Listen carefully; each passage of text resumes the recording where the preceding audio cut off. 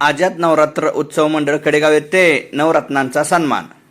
कडेगाव शहरातील आझाद ग्रुपतर्फे शहरातील विविध क्षेत्रात उल्लेखनीय कामगिरी करणाऱ्या नवरत्नांचा सन्मान आझाद नवरात्र उत्सव मंडळ कडेगाव येथे संपन्न झाला.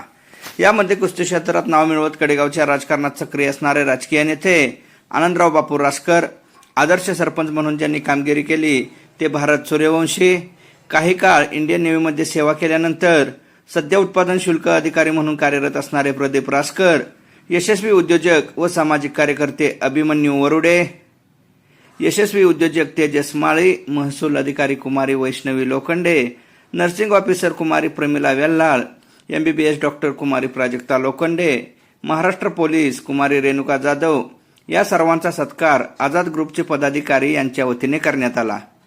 या प्रसंगी सर्वांच्या यशाचे गमक मुलाखत घेऊन विचारण्यात आले. तसेच बालकलाकार यांचाही यावेळी सन्मान करण्यात आला.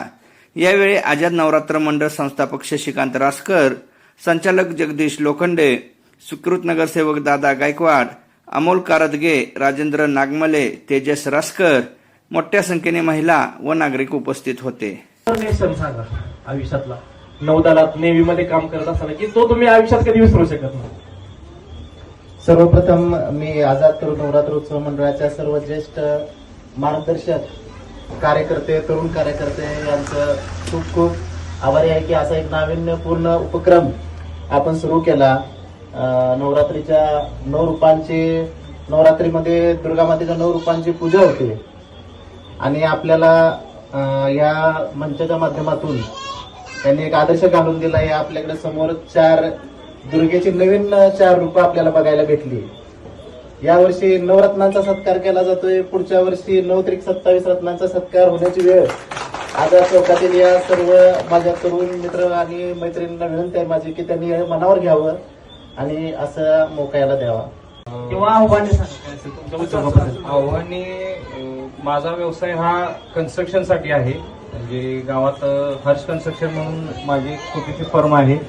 त्यामध्ये आता आपली जर ओळख जर असेल तर आता आपल्या गल्लीत सचिन लोखंडे यांच्या घराचं काम बांधकाम आता सध्या माझ्याकडेच आहे आणि ते आमचे मित्र जगदीश लोखंडे बापू यांच्या सहकार्यामुळे आम्हाला ते अनुभव घेऊन त्यांनी तो दिला. तर या क्षेत्राकडे जर बघायचं जर झालं तर सध्या जरा असं आहे हे क्षेत्र की प्रत्येकाला घराचं स्वप्न हे पूर्ण करायचं असतंय. सो त्याच्यामध्ये आमचा हाच हेतू आहे हर्ष कन्स्ट्रक्शनचा की कोणाचं छोटं घर असो, कोणाचं पत्र्याचं घर आहे, कोणाचे RCC घर आहेत, कोणाचे बंगलो आहेत, कोणाचे इमारत आहेत. तर आमच्या हर्ष कन्स्ट्रक्शनचा एकच हेतू आहे की इव्हन आमच्या पेजेसला, इंस्टाग्रामचे पेजेस आहेत किंवा आमचा जो हेतू आहे तो असा आहे की बजेट तुमचे आणि पर्याय आमचे. यशस्वी उद्योजक तुम्ही एक यशस्वी उद्योजक म्हणून ओळखला जाता. तर मेडिकल आपलं एक नामांकित मेडिकल आहे.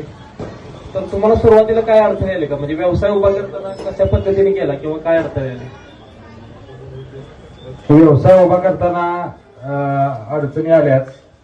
म्हणजे तसे माझे वडील हे पोस्ट मास्टर होते ओगलेवाडीला. ते रिटायर झाले. त्यांनी काय थोडाफार फंडातले पैसे असतील ते मला दिले.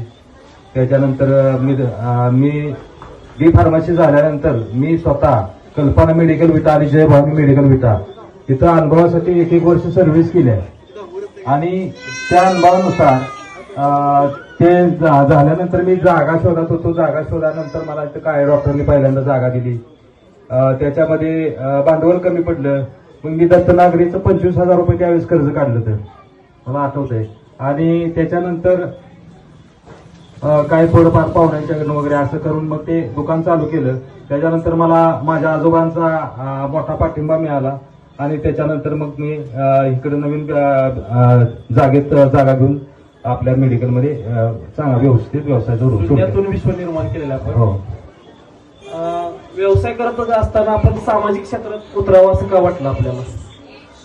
कसं आहे, सामाजिक क्षेत्र म्हणजे कसं आहे की लोकांच्यासाठी आपण जर काय जर केलं तरच लोक आपल्याला उत्स्फूर्त प्रतिसाद देतात. आपण व्यवसाय करायचा, पैसे मिळवायचे आणि आपल्यासाठी खर्च करायचे हे पुढं दृष्टिकोनातून न ठेवता आपण लोकांच्यासाठी काहीतरी केलं पाहिजे.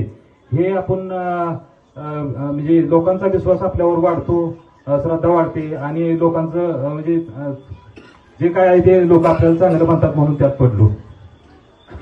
आपले कुठले आपले सामाजिक उपक्रमामध्ये आपले सहभाग असतो?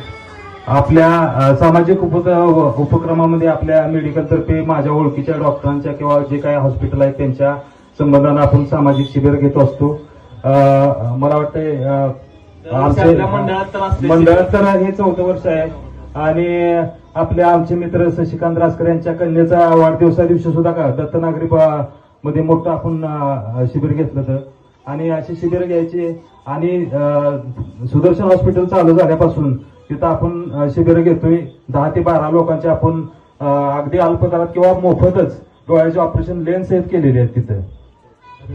खूप चांगलं काम करताय आपण. व्यवसायाबरोबर सामाजिक कार्य करताय. जोरदार टाळ्या झाल्या पाहिजेत अभिमन्यू वरडे सरांसाठी.